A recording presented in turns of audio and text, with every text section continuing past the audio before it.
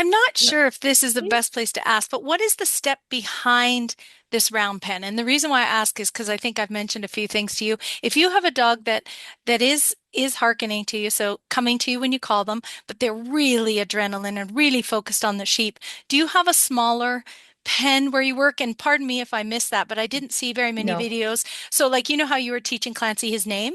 We got all that down because I'm late training this dog. But what about a pressure? Like trying to push her back when she just keeps pushing on me, but I can't pull her with a leash backwards. Like do you have some Okay. videos you could post? Yeah.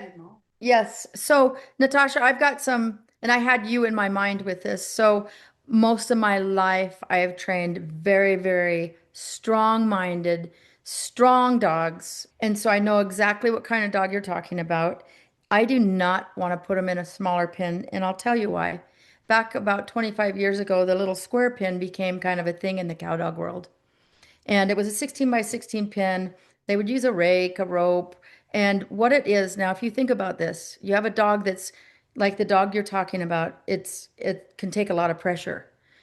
And so you put it in a 16 by 16 pin, and you've just created more pressure for that dog. You've Yes. created a monster at this point because you, and that's why I'm talking about the square pin that we're talking about that was popular 25 years ago. I tried it. I tried it for a year. It didn't work for me, and I can go into a million reasons why it didn't. But you have got this pin I have here is about a 60-foot round pin.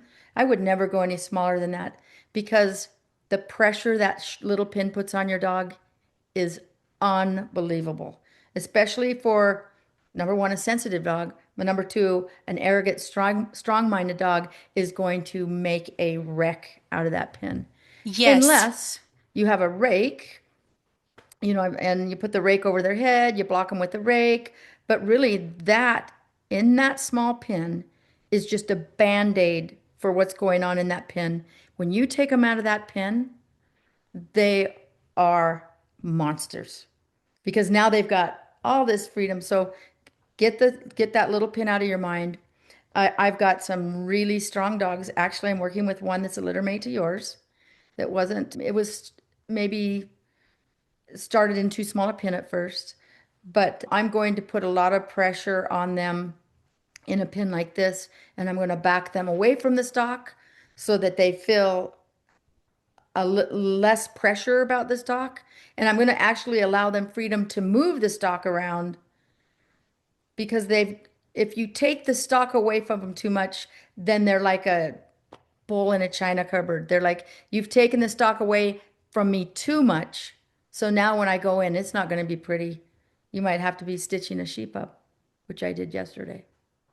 You sound like you've been watching me, so I'm very happy that you're going to be doing videos and please post them all or send them all to me. I need everything. I know you do, and so I've had you in mind, but I'm training two of those litter mates right now, and they're two very different ones. But I know exactly what you're going through. I wish you lived down the road, but I will be posting one of those videos with a very, very strong, pushy dog in a pin like this. And I could even, what I even thought of doing is putting that dog in a small pin, what they usually, and showing you what can go wrong really fast. Oh, I'm very aware of that stuff. Okay.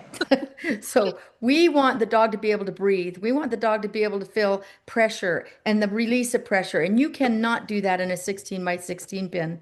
No. And what you're doing in that little teeny pin is you're forcing a dog in the corner. You're forcing it in another corner and another corner. And you can get that done in that pin at some point. But when you go out and then you are ready to put them in a big pin, they feel like maybe a teenage boy that you just turned loose, on a weekend to do whatever he wants because he's been bound up like a ball of yarn. And then the problem I ran into with that little teeny pin is I wasn't able to get from that teeny pin to an arena to the pasture because they'd get so far away and then they lost all listening. They lost their ability to listen because it was forced on them and they didn't learn it by feel. So it's a real thing to me about the area in which you train a dog should be big enough so that the dog can actually feel the space in between. And when they're so tight, there's no place to feel.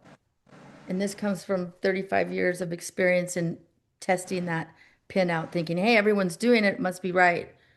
But it wasn't right for me and my dogs, even the strong, strong, bull-headed dogs. So